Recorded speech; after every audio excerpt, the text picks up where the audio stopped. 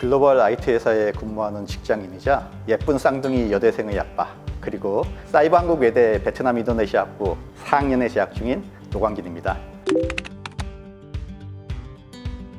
작년 초 귀국 전까지는 미국 실리콘밸리에 본사를 둔 AI 기반 에듀테크 스타트업의 공동 창업자 겸 CTO로 일했습니다. 이후 국내 대기업의 IT 총괄 임원을 맡아 비즈니스 분야를 아우르는 UX 전문가가 되었습니다.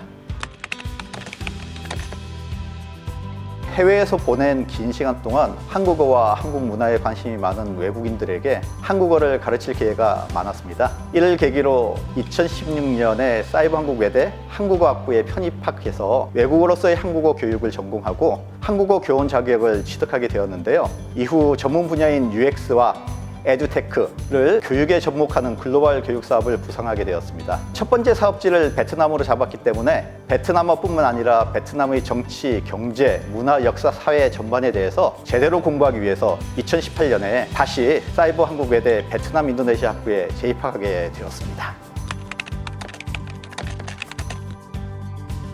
많은 사람들이 온라인을 통한 외국어 공부는 한계가 있다고 생각하시는데요. 제가 경험한 사이버 외대의 온라인 수업은 한계를 넘어서는 장점이 많았습니다. 가장 좋은 점은 언제 어디서나 공부할 수 있다는 점이고, 원하는 공부를 언제든지 반복 학습할 수 있고, 잘하는 내용은 2배속 찬스로 빨리빨리 볼 수도 있는 것도 장점이죠.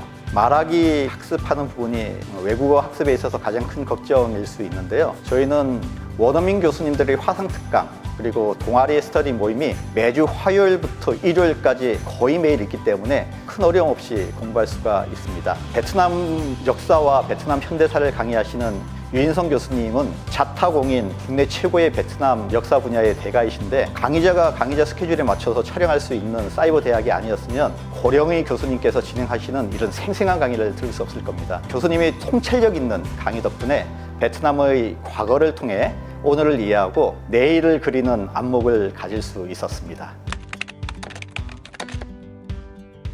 두 가지를 말씀드리고 싶어요. 먼저 첫 번째는 공부를 특별한 것으로 생각하지 않고 생활의 일부로 받아들이는 것이라고 생각해요. 먹고 자고 일하고 씻고 놀고 이렇게 하는 일상에 공부를 자연스럽게 포함시킨 겁니다. 이렇게 수시로 편안하게 공부를 하는 것이 더 중요한 것 같아요. 두 번째는요, 이렇게 공부를 수시로 하되 주말 중 하루는 따로 공부 시간을 내서 학교 도서관이나 아니면 내 집 주위에 있는 소위 공부 맛집 이런 데 가서 친한 학우들과 함께 공부하는 것도 중요합니다. 편안하게 공부를 하는 것, 그리고 일주일 중에 하루 정도는 집중적으로 공부하는 것, 이게 병행이 되면 얼마든지 공부를 잘할 수 있을 것 같아요.